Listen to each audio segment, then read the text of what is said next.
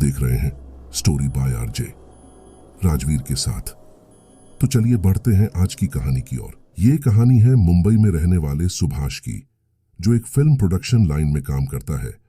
फिल्मी दुनिया में काम करने के कारण उनके काम करने की जगह का लोकेशन लगातार बदलता रहता है, जिसके चलते उन्हें दूर दूर तक ट्रेवल करना पड़ता है। ऐसे ही एक रोज जब सुभाष शूटिंग के लोकेशन के लिए शहर से दूर गया, तो वो एक घने जंगल के रास्ते से गुजर रहा था, जहां उसे एक तेज चीख सुनाई दी, मानो कोई मदद की गुहार लगा रहा हो। तेज चीख सुनते ही सुभाष ने गाड़ी रोक दी और इधर उधर देखने लगा कि वो चीख उसे फिर से सुनाई दी।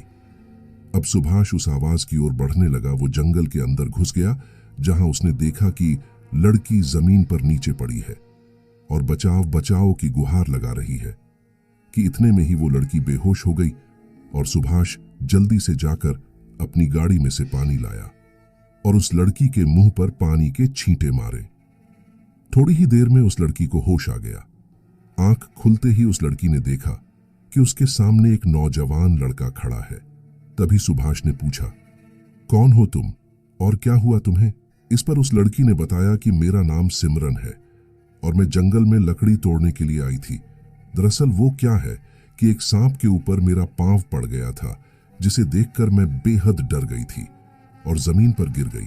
उस लड़की को डरा और सहमा देखकर सुभाष ने कहा, कहाँ रहती हो तुम? चलो मैं तुम्हें तुम्हारे घर छोड़ देता हूं। वो लड़की सुभाष को अपने घर ले गई, जहां सुभाष ने देखा कि उसके घर में सिवाय सिमरन के कोई और नहीं है। घर का माहौल देखते हुए सुभाष ने कहा, तुम यहां अकेली ही रहती हो, तुम्हारे घर वाले कहाँ हैं? सिमरन ने मुस्कुराते हुए कहा, कोई नहीं है, मैं यहां अकेली ही रहती हूं। अच्छा, तुम बताओ, तुम कौन हो और इस जंगल में क्या कर रहे हो? सुभाष ने अपना परिचय देते हुए कहा कि मेरा नाम सुभाष है और मैं यहां पर फिल्म शूटिंग के लिए लोकेशन फाइंड आउट करने के लिए आया था कि अचानक ही रास्ते में तुम्हारी आवाज सुनी और तुमसे मुलाकात हो गई। अपना परिचय देने के बाद सुभाष वापस जाने के लिए कहता है। सुभाष वहां से निकल ही रहा था कि सिमरन ने एकदम से उसका हाथ पकड़ लिया और कहा, आज यहीं रुक जाओ, कल चले जाना। कि तभी सुभाष ने सिमरन की आंखों में देखा और वो एक पल के लिए कहीं खो सा गया, क्योंकि सिमरन सुंदर ही जो इतनी थी। उसकी सुंदरता सुभाष को अपनी ओर आकर्षित करने लगी और उसे सिमरन से प्यार हो गया। उसने सिमरन की बात मान ली और वहीं रुक गया। सुभाष और सिमरन 2-3 दिन में ही इतने करीब आ गए कि उन दोनों ने शादी कर ली। शादी के बाद सुभाष सिमरन को अपने घर ले आया। वो लोग घर पहुंचे, जहां सुभाष ने अपने दोस्तों से मिलाते हुए सिमरन से कहा, ये मेरे पड़ोसी हैं। अभय और अजय ये दोनों पड़ोसी होने के साथ साथ मेरे अच्छे दोस्त भी हैं। तभी अजय बोला, यार सुभाष, तू तो 2-3 साल शादी करने वाला नहीं था, तो तूने अचानक ही शादी कैसे कर ली? इस पर अभय अजय को खोनी मारते हुए कहता है कि तू भी क्या यार पागल है, दिख नहीं रहा भाभी कितनी खूबसूरत है? अभय की ये बात सुनकर सब लोग हंसने लगते हैं। तभी अभय सुभाष से बोला, भैया इतनी खूबसूरत भाभी लाए हो, पार्टी कब मिलेगी? तभी सुभाष ने कहा, चिंता मत करो यार, जल्दी मिलेगी। अब रात हो चुकी थी, सभी लोग अपने अपने घरों में सो रहे थे कि तभी अचानक ही लाइट चली गई। इस पर अजय कहता है, अबे यार ये लाइट भी है ना, ऐसे ही टाइम पर जाती है, चल बे मोटे टेरिस पर सोने चलते हैं। इस पर अभय कहता है, अरे यार ऊपर तो बहुत मच्छर है, परेशान कर देंगे। अजय ने फिर से बोला, बे साले मोटे, मच्छर तेरा खून चूस कर तेरा वजन कम कर देंगे। अब चल बोरिया बिस्तर उठा जल्दी से। अभय और अजय दोनों ही टेरेस पर सोने चले जाते हैं, जहां पर अभय को थोड़ी जल्दी ही नींद आ गई, मगर मच्छरों की भीड़ की वजह से अजय को नींद नहीं आ रही थी और वो छत पर टहलने लगा। अभय को जल्दी सोता देखकर अजय बोला, ये लो मोटा, फिर से जल्दी से सो गया। अजय छत पर टहल ही रहा था कि तभी उसकी नजर सिमरन पर पड़ी। सिमरन को अकेला घर से बाहर जाते हुए देखकर अजय चौंक गया। ये देखकर अजय ने जल्दी से अभय को जगाया। अभय जल्दी उठ, देख इतनी रात को भाभी कहाँ जा रही है, वह भी अकेले। अभय नींद में था, मगर फिर भी वो उठ गया और सिमरन को बाहर की ओर जाते देखकर वो भी चौंक गया। ये सब देखकर अभय अजय से बोला, चल यार सुभाष को बता देते हैं। मगर अजय मना करते हुए कहता है, चल हम लोग देखते हैं कि सिमरन भाभी कहाँ जा रही है, उसके बाद सुभाष भैया को बताएंगे।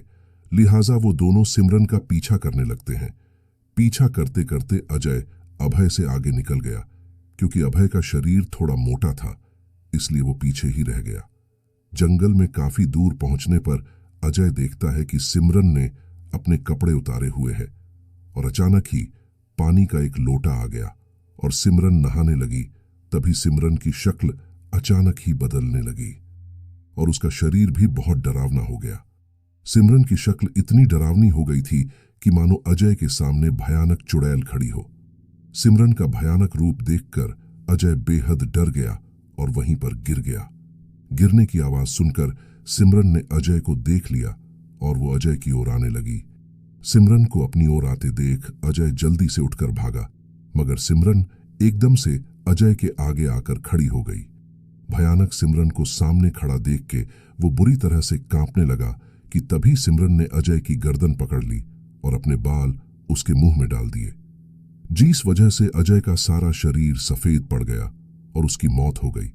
ये सब नजारा अभय दूर से झाड़ियों में छिपकर देख रहा था और बेहद घबरा गया था।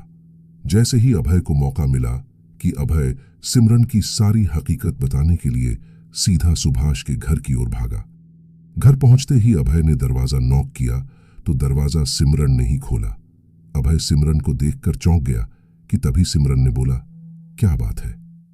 इस पर अभय अपने कहने का मतलब बदल देता है और कहता है, वो क्या है कि सुभाष भैया ने कुछ पैसे उधार ले लिए थे तो वो पैसे चाहिए थे। इस पर सिमरन ने कहा, अभी वो सो रहे हैं, सुबह आना। अभय डरते डरते वहां से चला जाता है। अगली सुबह खबर मिलती है कि अजय की मौत हो गई है और उसकी डेड बॉडी पास के जंगल में पड़ी है। सुभाष और अभय तुरंत ही वहां पर पहुंचते हैं, जहां उन्होंने देखा कि अजय की बड़ी बेरहमी से किसी ने हत्या कर दी है।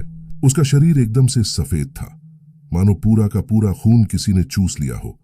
इस अजीबो गरीब मौत ने लोगों के जहन में एक अलग ही खौफ पैदा कर दिया था। तभी अभय सुभाष से कहता है कि अजय की इस हालत का जिम्मेदार और कोई नहीं बल्कि सिमरन भाभी है। भैया आप मानोगे नहीं, लेकिन यही सही है। दरअसल सिमरन भाभी एक डायन है। मैंने अपनी आंखों से सिमरन भाभी को अजय का खून पीते हुए देखा है। सुभाष ये सब बातें सुनकर हैरान हो गया, साथ ही अभय को गुस्से की नजर से देखने लगा।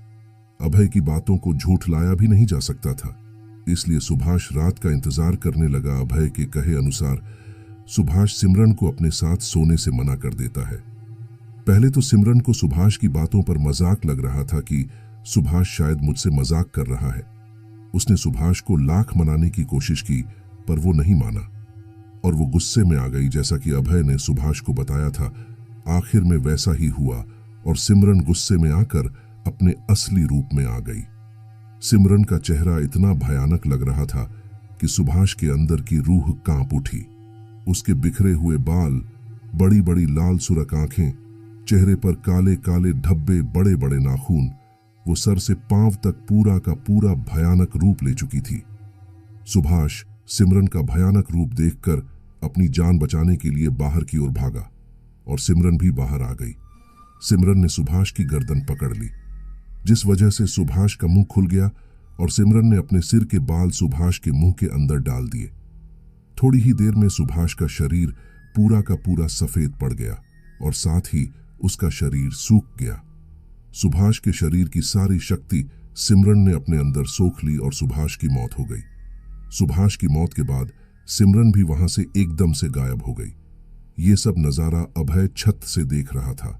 अगली सुबह जब पुलिस आई तो अभय ने पुलिस वालों को सारी बात बताई। छानबीन करने पर पता चला कि वो डायन एक बिछल सिमरन थी, जो एक के बाद एक किसी न किसी रूप में अपना शिकार करती है। तो दोस्तों, इस वीडियो में बस इतना ही। वीडियो आपको अच्छा लगा हो तो लाइक, शेयर और साथ ही हमें कमेंट में आपके साथ बनी सच्ची स्टोरी भी बताएं। तो मैं आपका दोस्त राजवीर जल्द ही मिलूंगा एक नई वीडियो के साथ। तब तक के लिए बाय एंड टेक केयर।